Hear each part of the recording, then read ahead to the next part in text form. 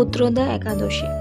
যুধিষ্ঠির বললেন, হে কৃষ্ণ, পৌষ মাসের শুক্লপক্ষের একাদশীর নাম কি, বিধি বা কি, কোন দেবতা ওই দিনে পূজিত হন এবং আপনি কার প্রতি সন্তুষ্ট হয়ে সেই ব্রতফল প্রদান করেছিলেন, কৃপা করে আমাকে সবিস্তারে তা বলুন। শ্রীকৃষ্ণ বললেন, হে মহারাজ, এই একাদশী পুত্রদা নামে প্রসিদ্ধ। সর্বপাপ বিনাশিনী ও কামদা এই একাদশীর অধিষ্ঠাত্রী দেবতা হলেন সিদ্ধিদাতা নারায়ণ। ত্রিলোকে এর মতো শ্রেষ্ঠ ব্রত নেই। এই ব্রতকারীকে নারায়ণ বিদ্বান ও যশস্বী করে তোলেন। এখন আমার কাছে ব্রতের মাহাত্ম্য শ্রবণ করুন। ভদ্রাবতী পুরীতে সুকেতুমান নামে এক রাজা ছিলেন। তার রানীর নাম ছিল শৈব্যা। রাজদম্পতি বেশ সুখী দিনযাপন করছিলেন। বংশ রক্ষার জন্য বহুদিন ধরে ধর্মকর্মের অনুষ্ঠান করেও যখন পুত্র লাভ হল না, তখন রাজা দুশ্চিন্তায় কাতর হয়ে পড়লেন। তাই সকল ঐশ্বর্যবান হয়েও পুত্রহীন রাজার মনে কোনো সুখ ছিল না।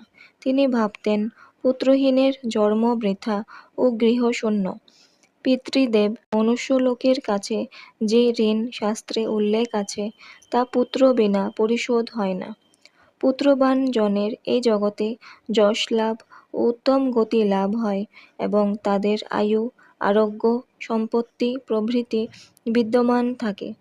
নানা দুশ্চিন্তাগ্রস্ত রাজা আত্মহত্যা করবেন বলে স্থির করলেন। কিন্তু পরে বিচার করে দেখলেন, আত্মহত্যা মহাপাপ। এর ফলে কেবল দেহের বিনাশ মাত্র হবে, কিন্তু আমার পুত্রহীনতা তো দূর হবে না। তারপর একদিন রাজা নিবিড় বনে গমন করলেন।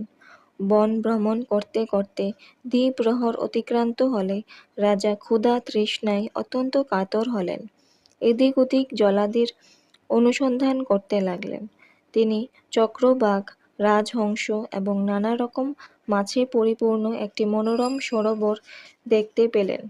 সরোবরের কাছে মুনিদের একটি আশ্রম ছিল। তিনি সেখানে উপস্থিত হলেন। সরোবর তীরে মুনিগণ বেদ পাঠ করছিলেন। মুনিবৃন্দের শ্রীচরণে তিনি দণ্ডবৎ প্রণাম করলেন। মুনিগণ রাজাকে বললেন, হে মহারাজ, আমরা আপনার প্রতি প্রসন্ন হয়েছি। আপনার কি প্রার্থনা বলুন। রাজা বললেন, আপনারা কে এবং কি জন্যই বা এখানে সমবেত হয়েছেন? মুনিগণ বললেন, হে মহারাজ, আমরা বিশ্বদেব নামে প্রসিদ্ধ। এই সরোবরে স্নান করতে এসেছি। আজ থেকে 5 দিন পরেই মাঘ মাস আরম্ভ হবে।